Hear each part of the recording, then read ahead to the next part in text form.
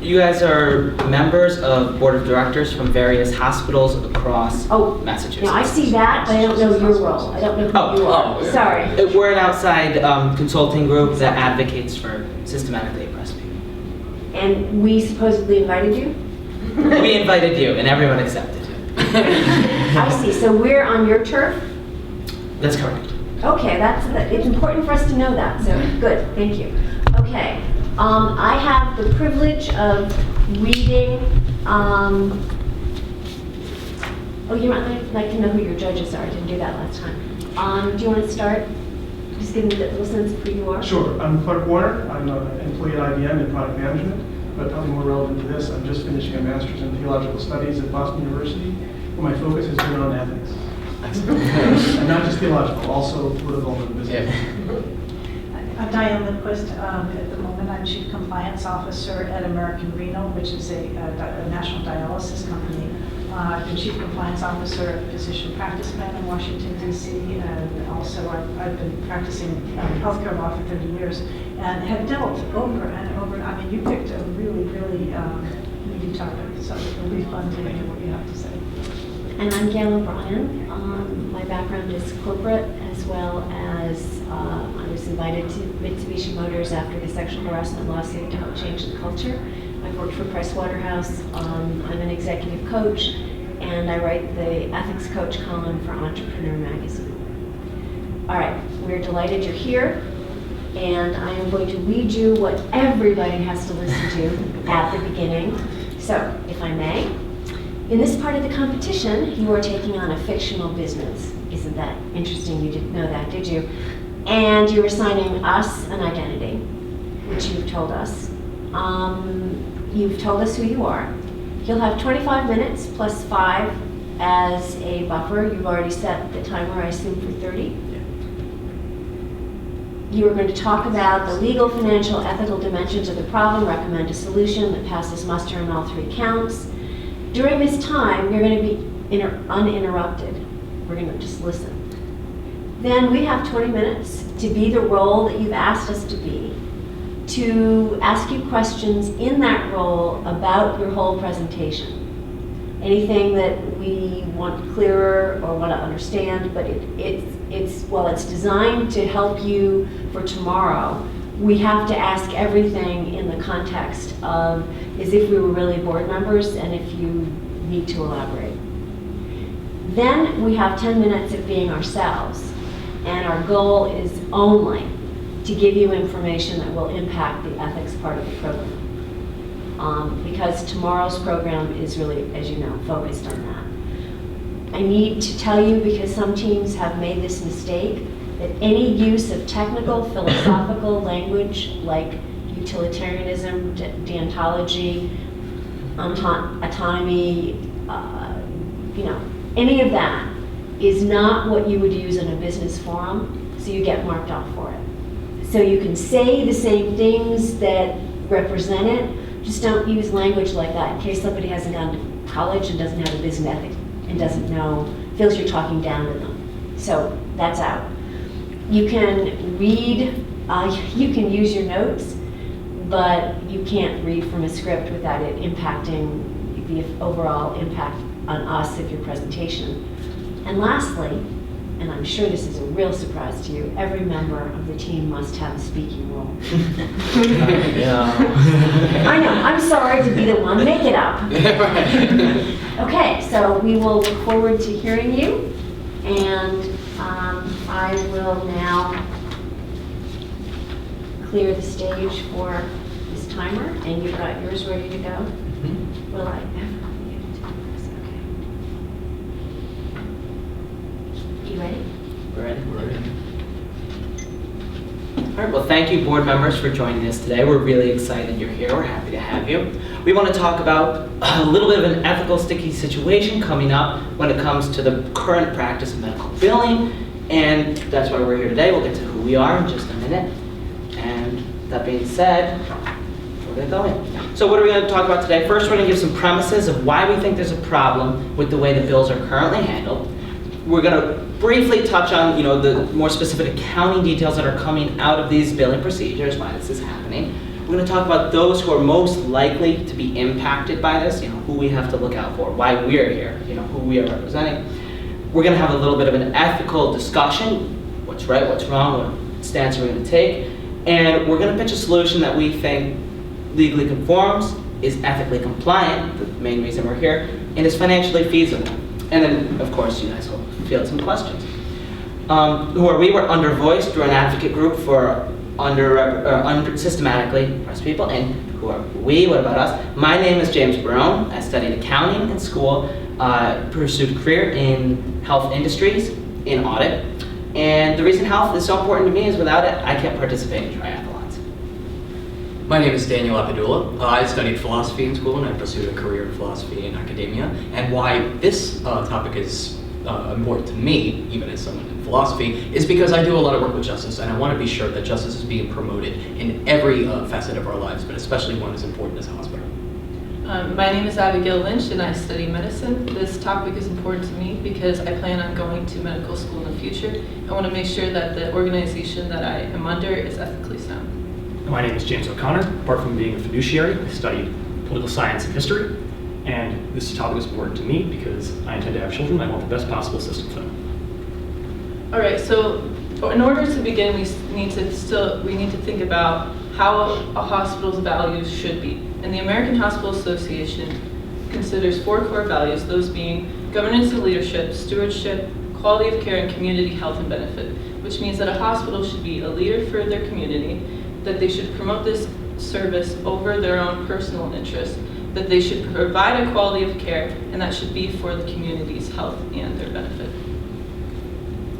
Thank you, Abby. So in light of that kind of responsibility and role of the hospital, let's take a look at our premise argument. The first premise we want to assert is that hospitals send a bill to an uninsured patient that is overcharged. It is beyond the amount that they expect to eventually receive from this patient.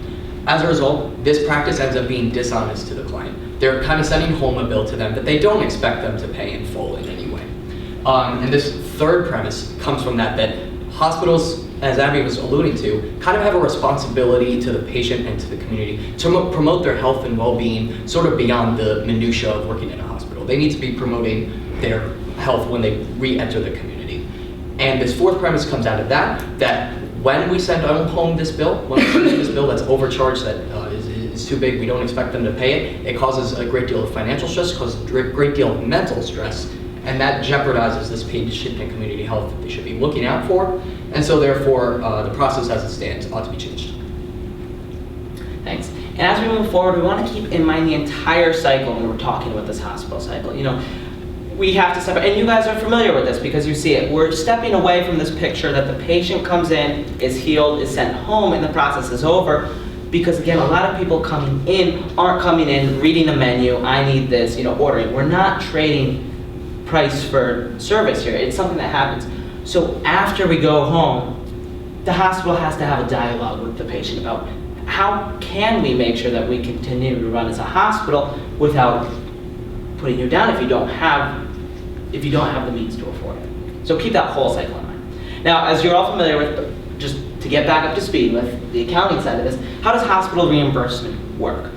If we just start on the public side and we say, how is it provided for those who have public providers? And so under the Medicaid Act, the states are delegated the responsibility of figuring out who gets allocated what. And so Mass Health is Massachusetts' plan. And there are 2 major policies that most people fall into, either Mass Health Managed Care Organizations, that's on the left side, or primary physician care organizations.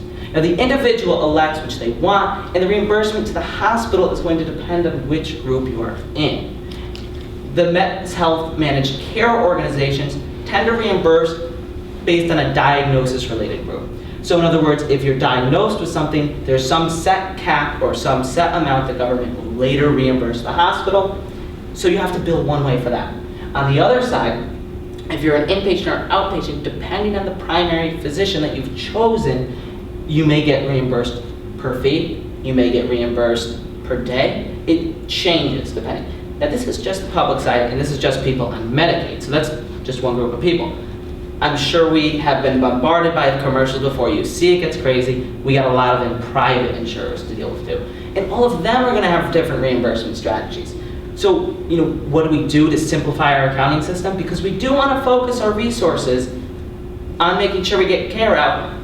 So what do we do with our accounting system? Well, we have to charge maximum prices for these services. We build the kitchen sink. And we do this based on charge master lists that get escalated each year and sometimes fall out of line with the actual costs of the underlying services. So how does this work for the everyday person? Well, let's take someone who has one of these insurance providers. This insurance provider happens to be Medicare. This is for elderly, not the Medicaid, but the idea is the same. That here, when we get this bill sent out, what was originally billed at almost $400, we have this adjustment piece where it's reduced by $273. You guys are familiar with the process? It's simply a negotiated contract.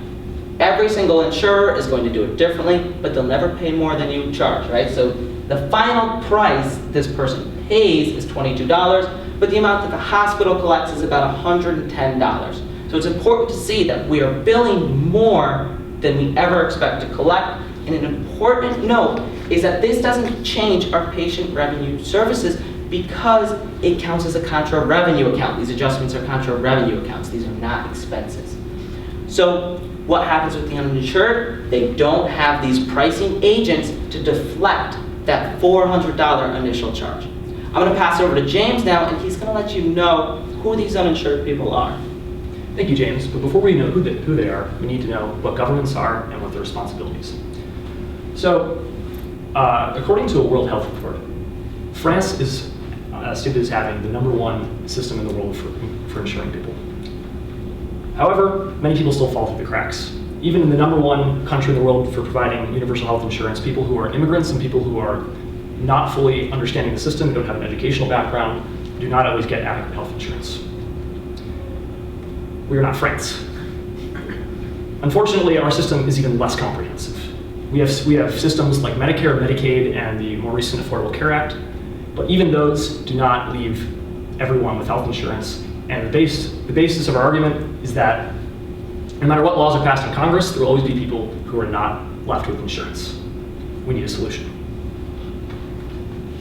So one of these examples I was talking about is the coverage gap. Essentially what happened is that when the Affordable Care Act was passed, 26 states sued the federal government for this expanded Medicaid benefits provision. What this provision stated was that under the Affordable Care Act, individual states would have to front the bill for additional Medicaid benefits to their individual citizens. In the National Federation of Independent Businesses versus Sebelius, these 26 states won the case, and 22 decided to opt out, leaving 6.4 million adults to lose their coverage. According to CBS News, people most likely to lack health insurance coverage are either young or Latino. Among the uninsured, 44% are between the ages of 18 and 34, and 33% are Latino. As we can see, there's bias regarding age and race. Clearly, as Dan Abdul will later elaborate on, there's an ethical dilemma because of that. Furthermore, I'd like to take a moment to look at several graphs that will further illustrate my point.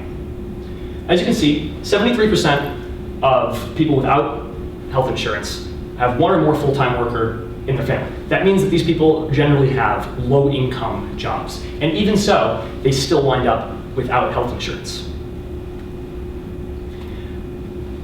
Most people without health insurance reside in the South. As you can see, as you move north into the Northeast, people tend to gain more health insurance with either under 9% in states like Massachusetts, which has one of the highest rankings of health insurance in the country. But that's still a substantial amount of people. That's still hundreds of thousands to millions of people who are left without health insurance. And when asked these people, and to put in their own words why they're uninsured, the most common answer, about 48%, is that it's too expensive. Now, it's important to note that doesn't necessarily mean it actually is too expensive. That means that they believe it's too expensive. This means that because they're lacking in education, they're too poor in this overcomplicated system, they can't understand the small bits of it that really put it together and make it comprehensible to your average American, and that is an issue. We want to make it more simple. Lastly, I'd just like to point out the obvious for a minute. 36% as compared to 17 and 18% of uninsured people have a much more difficult time paying their hospital bills. That is an issue because that means that those people end up having to foot the brunt of the cost, whereas people with insurance don't. Now, moving into our case study of Massachusetts, in 2013, the uninsured rate was 3.6%. that actually went up in 2014 to 5.1%. The change in the uninsured rate was 1.5. So you can see that constantly, it's a fluctuating number, nothing is certain, and that leaves us in 2016 with an uninsured rate of 3.3%. That is a manageable number, small, but at the same time, it still represents a very real portion of the American populace. Thank you. Now I'll pass it over to Dan Abdullah, who will fill you in on the ethical proponent of her argument. Thanks, James. Of course. So let's put the ethics and business ethics. When we're looking at this issue, we can kind of take two sort of generally accepted paths in terms of whether we want to address this problem from a means-oriented philosophy or an ends-oriented philosophy. Now, basically, what does that mean? When we want to address the issue of hospital billings, we can either look right at the agent, the actions taken by the agent, in this case, a hospital, and try to see if we can amend that sort of towards fixing the issue. Or we can look at the ends. We can look at the goals, the results of whatever action we take, whatever solution we propose. To put it more concretely, to take a very simple example, if you steal from the rich and give to the poor, right? Means-oriented, that's not okay. You can't be stealing from anyone for any reason. Ends-oriented, you have people who don't have the means, don't have things to survive. They can now get better because you stole from people who have enough, more than enough, right? When you take a means or ends-oriented philosophy, you'll often find out that both sides end up disagreeing on whatever issue you're taking. Interestingly, when it comes to hospital billings as they stand today, whether you're a means-oriented person or an ends-oriented person, you're going to come together and eventually say that this system is unjustified as it stands. And this is because, so means-oriented is fairly easy. As I stated earlier in the premised argument, the hospitals right now are being dishonest with their clients. Just the system is making it in such a way that they're sending home a bill that's not representative of what the client expects, or what they expect the client to pay. But when you move to ends-oriented, again, the hospital is collecting the same thing either way. They're not really affected either way. What's the result of this process as it is? It's financial stress and mental stress on uninsured patients. Given that that's really the only end that we have, the billing procedure as it stands is an extraordinary means to try to achieve that end, so the system's unjustified.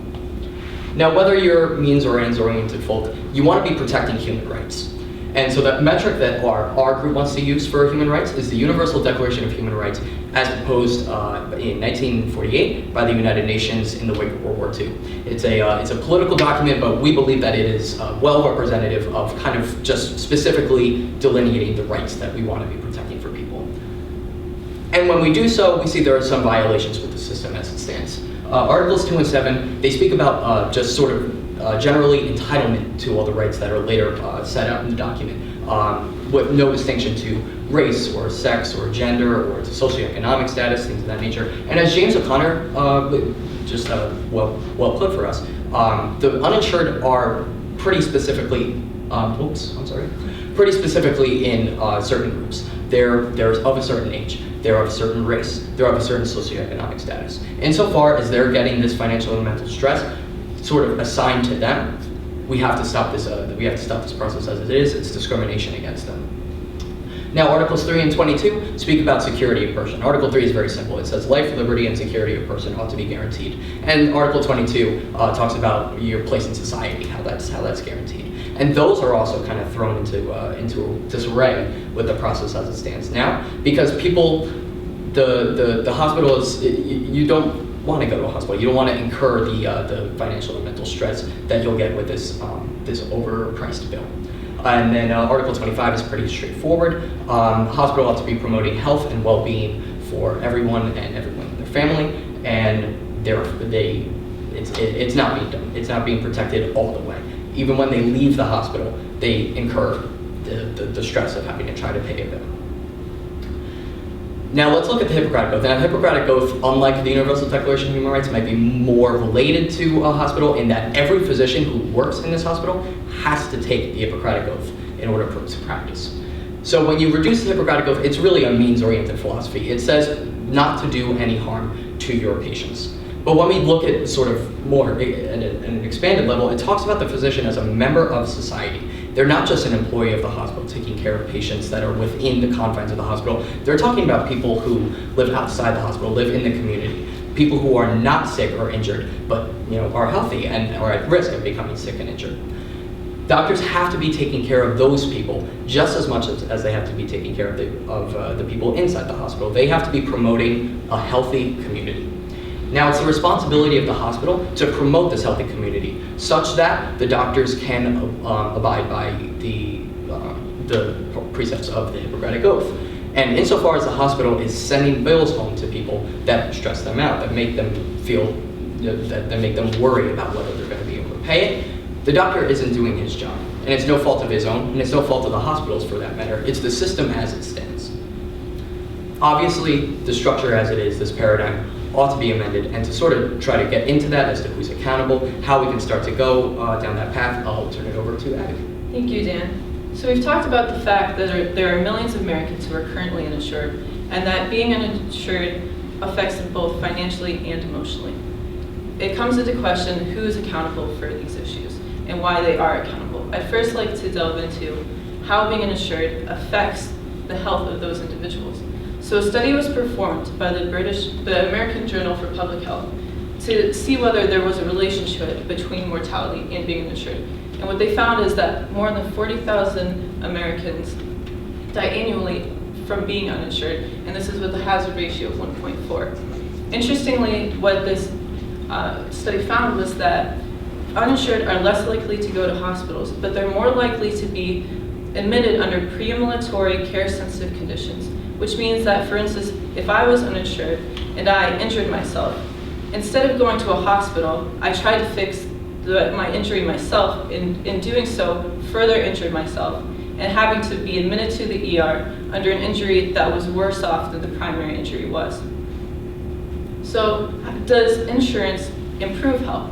The Institute of Medicine recognizes 3 mechanisms that show that insurance improves health because you are getting care when needed, you have regular source of that care, and you have continuity of that coverage.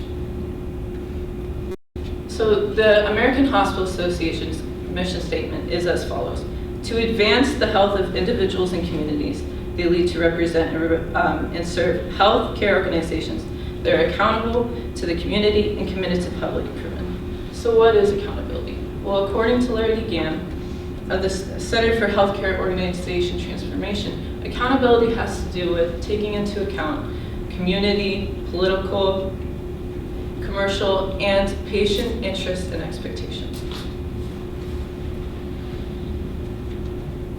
So, what is a community and what does that include? Well, community includes the economic characteristic of economic status. Therefore, a hospital is responsible for the economic status of their patients. So if we think back to the study of the uninsured, people are less likely to go to hospitals, and so the hospital is not adhering to helping out the community. So why is this so important? Well, community is represented to include hospitals, and to a person, a hospital should be a place where they're expected to go in and get help that they are needed to get. They also, because they're an organization, have economic factors. They function as employers, they function as suppliers of goods and services, and purchasers of goods and services.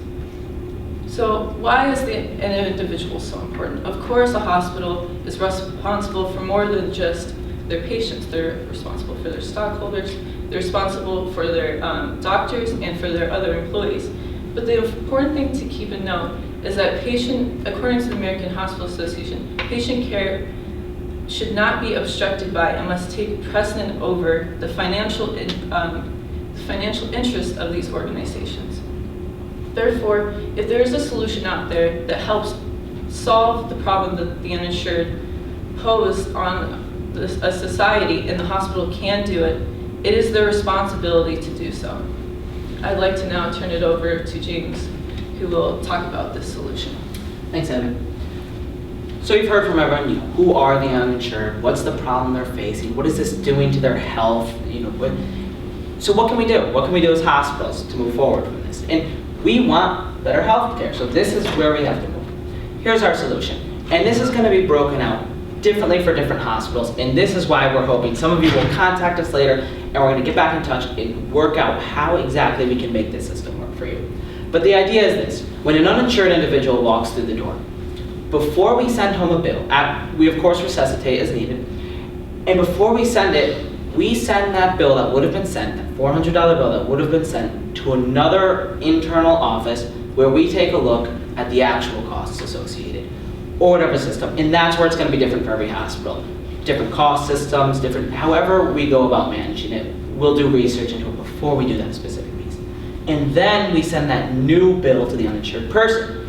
Of course, this doesn't guarantee that this person will cover that bill, but that person can then work from there in using our pre-established financial assistance programs that are already in place.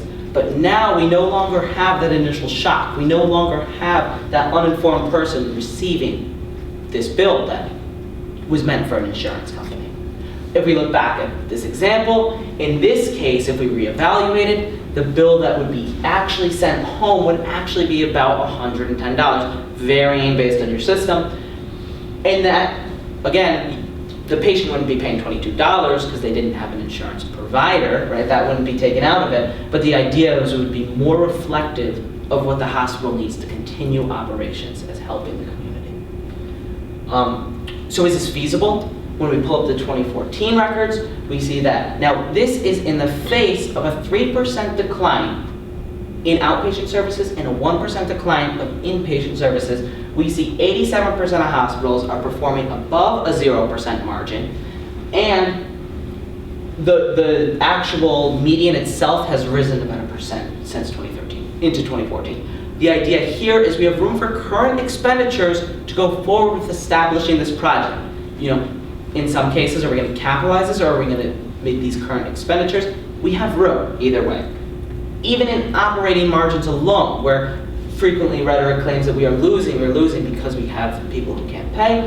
Again, our operating margin, these are our patient revenue services, these are our day-to-day operations. Again, we see we're clearly above. This is not the zero line. The zero line is down here. Everyone's operating above. We have room to make a change. So it's feasible. Another thing to keep in mind too was, as James told us earlier, Massachusetts has one of the lowest rates, which means this is a great state for us to start making changes at the hospital level, at the policy level, and we can move forward then to states who have larger rates of uninsured, because it's not like everyone who's coming through the door is going to be facing this new system. It's those uninsured people that we have to look out for. I'm sending it back to Dan about how this resolves ethically. Thanks, James. So we look again at our very simple little tree here, and issues that I had spoken about earlier about the hospital billing procedures, those are all but gone. Means-oriented again. What's the hospital doing? They're now sending home an honest bill. They're sending home a bill to the uninsured patient of the amount that they actually expect to collect, and they're being open with their client. They're fulfilling the role in the community that Abby spoke so much about. So it's good on that end. And ends-oriented end, don't even get me started, right? Not only do we have this, we have a healthier populace. More people are going to hospitals. More people are getting the care that they need from the hospital and the community. And insofar as that's the case, we have a justified system.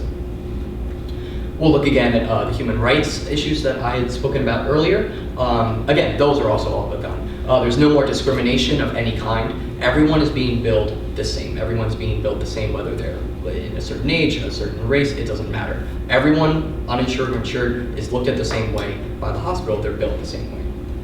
And Articles 3 and 22, talking about security of person, I now feel safe that if I'm injured or sick, I can go to the hospital and not have to worry about incurring a cost that might hurt me or might hurt my family. And then Article 25, of course, very straightforward, health and well-being now protected by the hospital. The hospital is now fulfilling its role in the community, and as a patient, I feel terrific about going to this hospital and getting the care that I need. So just to recap, I really like this illustration. I think it brings out the big driving force behind all of this. And this initial bill that we send out, it's not being sent with malicious intent. Okay, we are employing a lot of people in the insurance field to work with us. You know, how can we survive, right? And that's great. And at the end of the day, anyone who has an insurance provider, whether it's private or public, is going to get a bill that they expect to pay, with, of course, whatever the insurance company has already paid gone.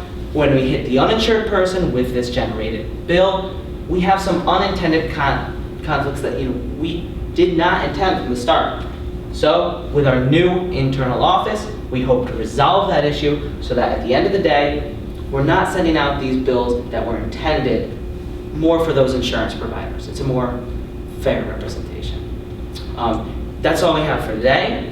We'd like to, moving forward, break out with groups, start looking at what are your cost systems? What are we going to do to get this system working? Here are some of our resources.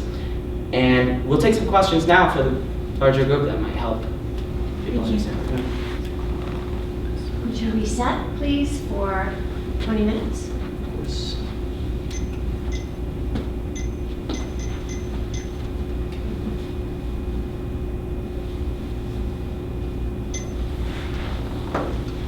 Based on your presentation, I'm not sure what you are specifically asking us to do as it relates to why we're here. What is it that you want from us? We want to change the system of sending uninsured patients that initial bill that is getting sent to everyone. And why should I, as a director of my hospital, care? As a director of your hospital, you're managing the operations of your hospital on a daily basis. And the goal of the hospital is to provide community health. And as Abby's laid out for us, there are many, many places that community health is being violated. I mean, it's right in the AAH's mission statement. It's in Massachusetts hospitals' statements that community health and individual health is a priority. And if we aren't functioning as entities to produce that, we're not doing our jobs as a hospital. I differ a bit from my colleague in that you've got me convinced. I've dealt with these patients who are uninsured and are facing a lot of challenges, and they are devastated when they get sometimes not a $400 bill, but a $4,000 bill. But if we take your example of the $400 bill versus the $110 bill, the patients that I've dealt with are equally devastated. They have nothing. And so what I'm asking myself is, are we really improving things ethically to in that small change, and whether it's going to be 40,000 down to 10,000, or whether it's going to be 400 down to $100, and I'm balancing that against you're showing me that we have the margin in our hospitals collectively, and let's say I agree that we do. I'd rather put that margin to hiring more nurses and having a better nurse-staff ratio. I'd rather put it to increasing our technology so that things will flow more efficiently. Why should we be putting that small margin that we do have into this impact right here? That's my question. Well, if I may, I think we're aware, just very, very aware of the effects that this particular process has on the patients. You're speaking about upping the nurse staff ratio to increase efficiency, and I'm just like, we're looking at this solution because we think this is maybe the easiest way to try and not only talk about health inside the hospital, but health outside, and also kind of speaking from the role of the hospital, at least as we see it and as the AHA sees it, trying to be more efficient, trying to have this greater staff. That's definitely, I definitely want to see that. I definitely want to try to see that coming. But I think the dishonesty that we've kind of mired ourselves in this practice, kind of by no fault of our own, that's kind of the way that it is. But since we want to prioritize we want to be leaders in the community, right? And so the efficiency and trying to cure more people, that's terrific. But I think we have to start at least at the baseline of first do no harm, right? Let's first worry about not doing any harm to our clients, to our patients, to our fellow members of the community. And then absolutely, I mean, St. Vincent's in particular was way up there. Some people will still have the margins, of course, to hire more nurses. But I think we want to start at least at that baseline level. And if I may, just on that comment about the $100 bill being just as devastating, I mean, this isn't going to alter the financial assistance programs already in place that many are, I mean, they're required now to keep that tax-exempt codification. So there's still that network. It's just that initial impact. Thank you. Volume discounts and first level price discrimination, common business practices, right? If I go to buy a Ford, person's going to pay a lot less money for that car than I'm going to buy. IBM does this kind of stuff all the time. Buy huge amounts of technology, we're going to give you very good discounts on it. That's not viewed, I think, by most as unethical, and some would argue that there are parallels here to what the hospitals are doing with contracted volume discounts from Medicare, Medicaid, and other insurance companies. Why is it fundamentally unethical? What's so different about this than other kinds of volume discounts in other kinds of industry? it has to do with who you're speaking to. And when we're negotiating with insurance companies for these pre-selected contract amounts, these are people who know the game. These are people who know the system. When you're negotiating with an individual who's uneducated, who doesn't have high income, who has something else, they don't know the game. They don't know the system to work. And so we're putting the pressure on those people because we have negotiated lesser contracts with people who know how to play that game. I mean, because we're looking out for the community and those people directly surrounding us, we need to be aware that, just because we can charge higher prices to people who don't understand this, doesn't mean we should.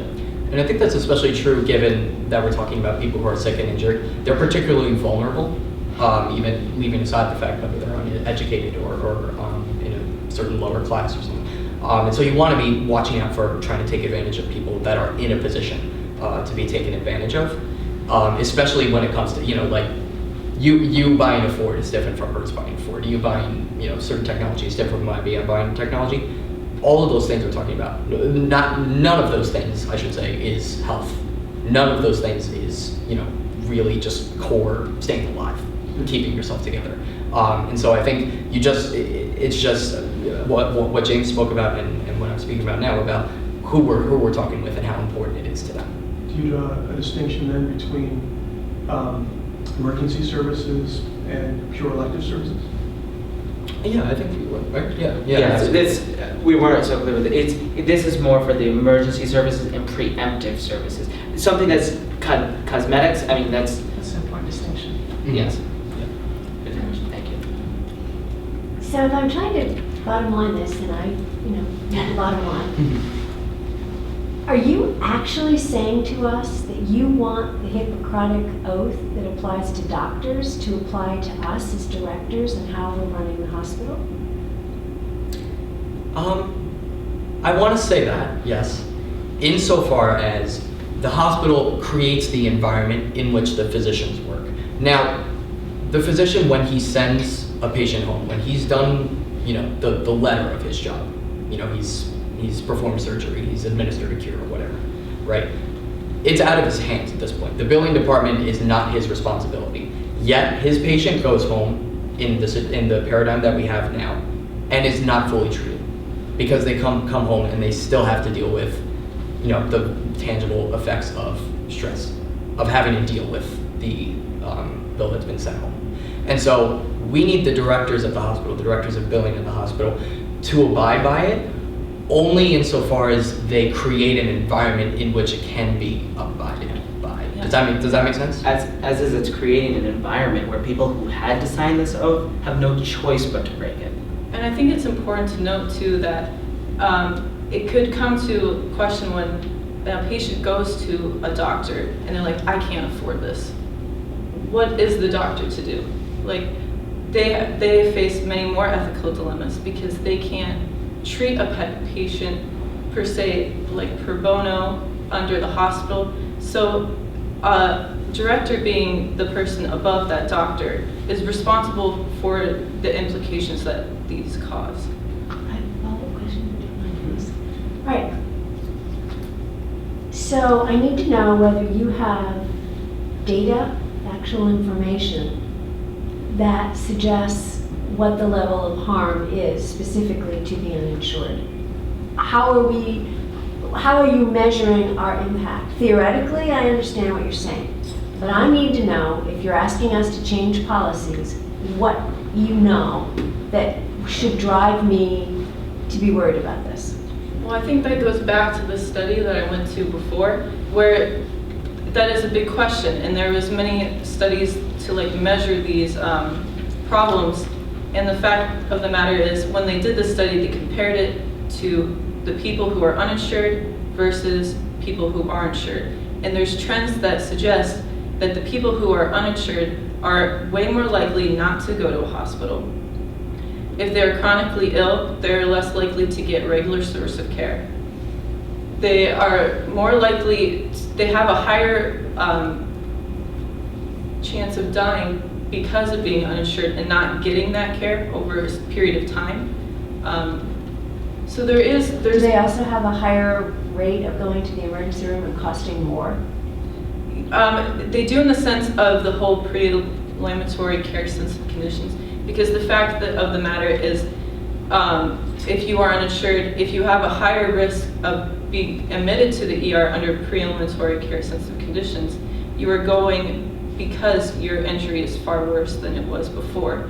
And we don't want to promote, a hospital doesn't want to promote this. They are seeking to help a patient. So the fact that if an uninsured person is actually further harming themselves because they believe that they can't go to a hospital to get the care that they need, that's a problem that needs to be addressed.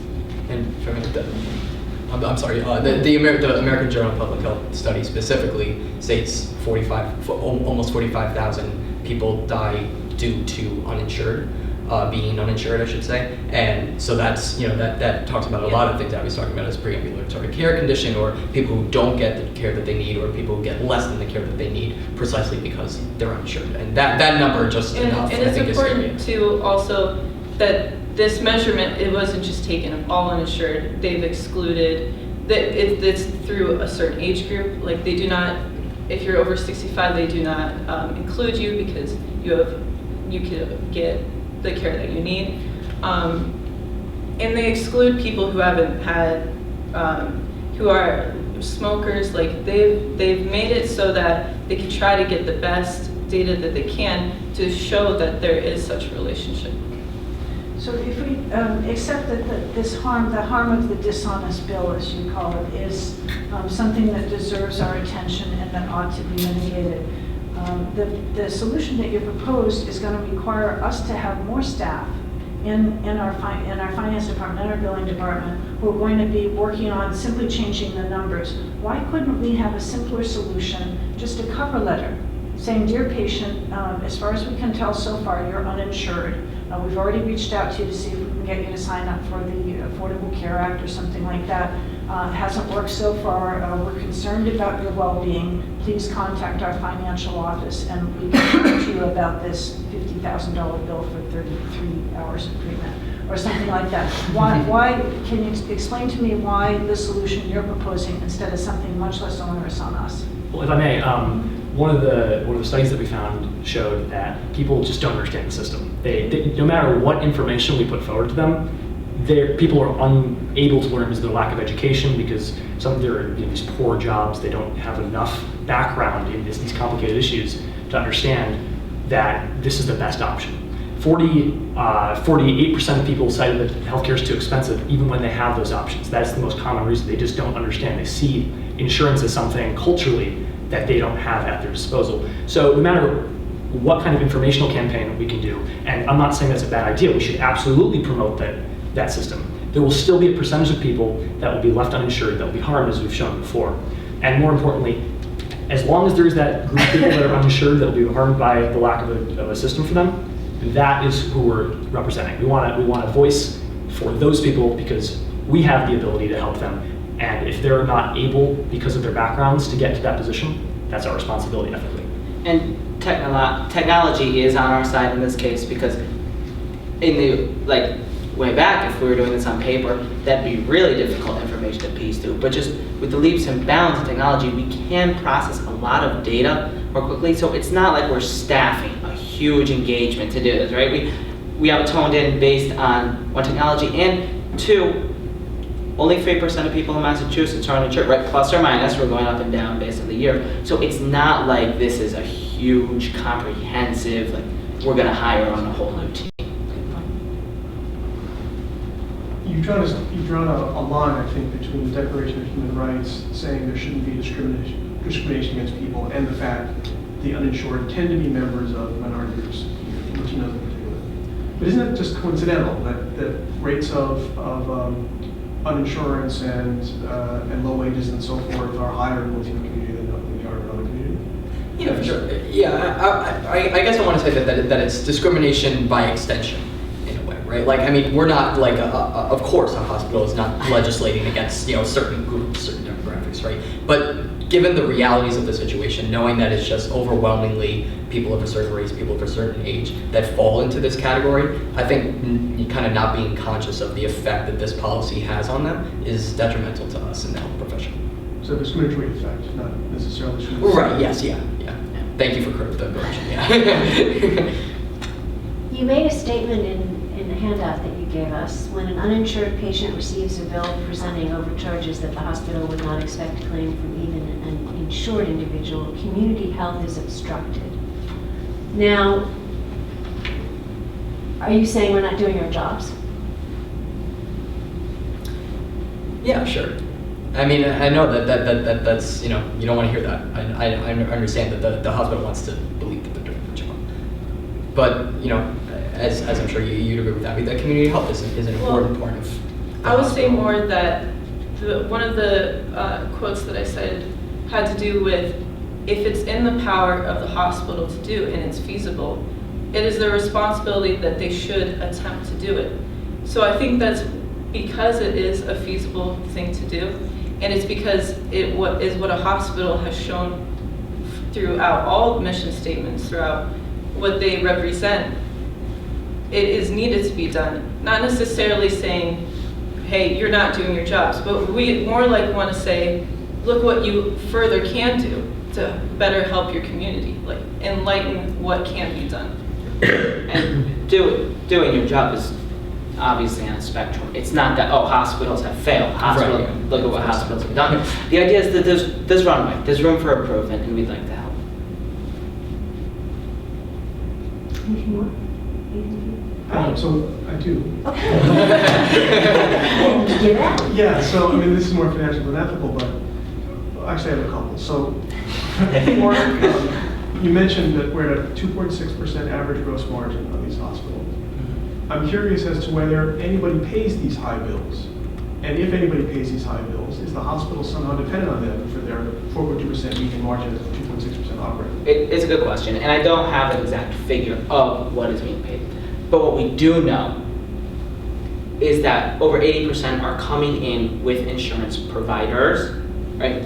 And of those uninsured, I think what was the people, there was a figure of the people who are uninsured, a narrow margin of them is over the 400% of poverty line. Now keep in mind, 400% of poverty is not a lot, right? It's right, and so the amount of people who are actually coming through hospitals who are paying those bills that get sent back to them is minimal. I mean, the checks that the government and the insurers write are covering by far the majority. Go ahead. Our hospital uses the extremely high rates that you see sent out as the basis for negotiating with third-party insurers, with Correct. commercial insurers. And if we were to adopt what you're suggesting, they're going to come back to us and say, what do you mean $400 for a mammogram? It costs you $110, and that's what you bill out. I mean, that's, How are we going to deal with that? How do you suggest we deal with that? the insurer would still get the same bill that we're providing now. And I misunderstood. So are they? Contract negotiations going forward. Right now, we're Right. telling all of our insurers, it costs us $400 Yeah. for a mammogram. And they say, okay, fine, we'll pay you, we'll just get 280 or whatever it Yeah, was. yeah. And now they're going to say, wait a minute, we heard that now what you're doing is you're sending bills for $110 for mammograms unless there's insurance. And if there's insurance, you're sending bills for $400. We don't want to pay the $400. How are we going to deal with that? Because what's going to happen is that very small margin we have now is just going to be erased. Right, and I think, first off, that situation would depend on some sort of communication between these uninsured individuals and the insurance agency. So I don't know how applicable that is, but to address that, I mean, I think that comes down to sales team negotiating, right? Whoever's on your negotiating table, you're gonna work through that strategy of how to go about that. I think it's something that we can't continue to harm community health on the speculation that that could happen. All right, thank you very much. Now we're going to be us. And our goal is only to help you tomorrow. I'm going to start. I think you did a great job. I was troubled throughout it by a really small thing that I think is going to be important tomorrow. You really didn't set us up. You described yourselves in a way that didn't indicate why anybody should show up. for this. And I felt without any kind of standing or context, there wasn't any action that was really necessarily going to take place that would be as beneficial as what you're trying to accomplish. It was too casual to I think. So I'm thinking you might want to think about just tweaking your beginning a little bit about the fact that the Massachusetts Hospital Association has invited you to be on a task force as directors of hospitals, and this is what we recommend.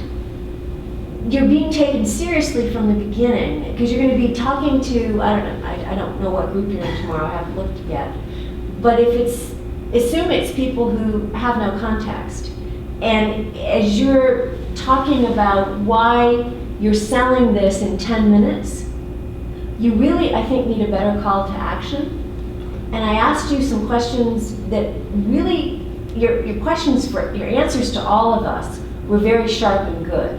Some of that information, give thought to how you incorporate that into, because we felt it was missing. And it helped connect dots.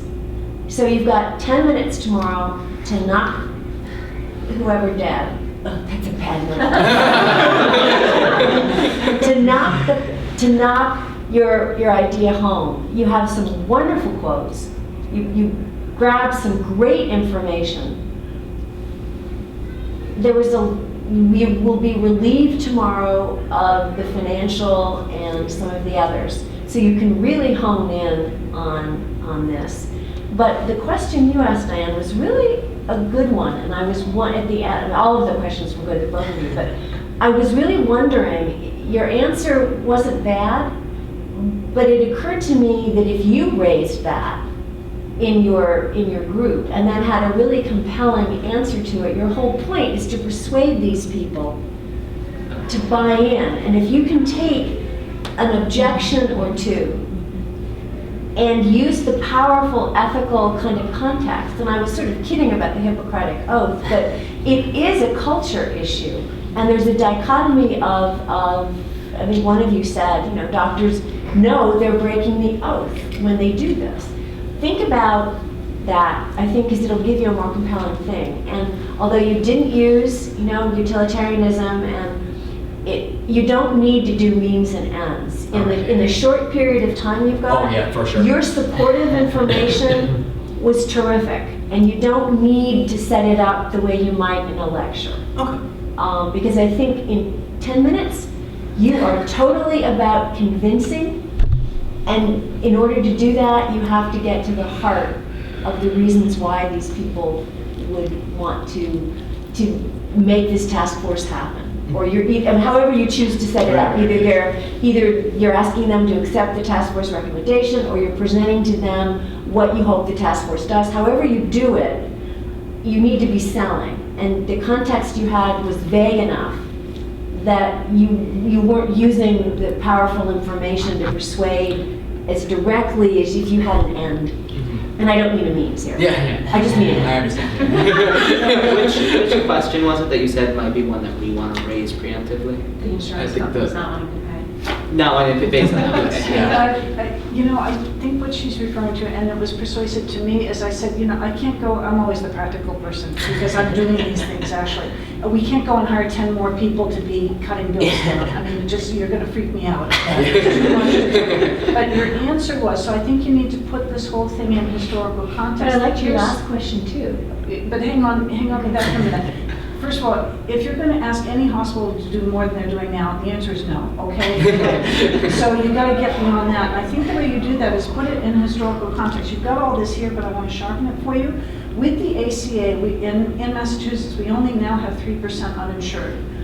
We have room for, forget that profit margin thing, because that's not going to work. We have room for a bit more attention to that very vulnerable population, and it won't be a burden on us because it's only 3% and we know who they are now, okay? So that's one. And the other is, you're talking about expanding, I like the Hippocratic Oath question. And what you really are talking about is expanding our role. We're completely overburdened with trying not to create hospital-based infections. And that's, believe me, because that's a heinous thing to do, right? And that's weighing on hospitals.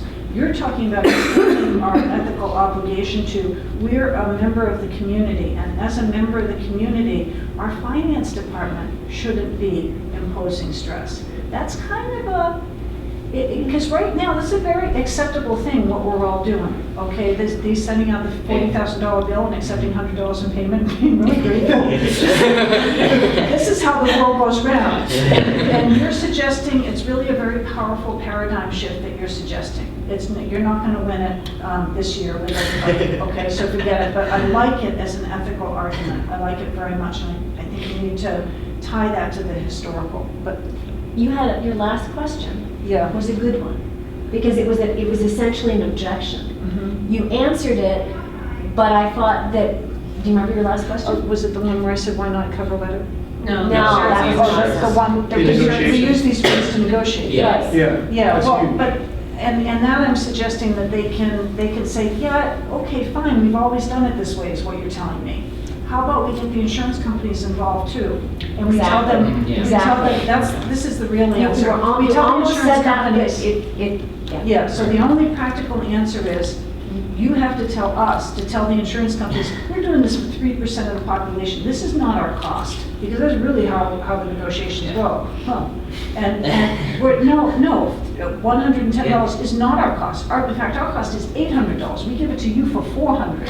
And forget that, that's not even on the table, those people. We're not talking about those people, we're talking about you and me. That's the answer, okay? So that game playing is still gonna go on. There's not much we can all do about that at this stage in history, but we are at a stage in history where we can give more attention to that 3% and expand at very little cost our ethical impact in the community.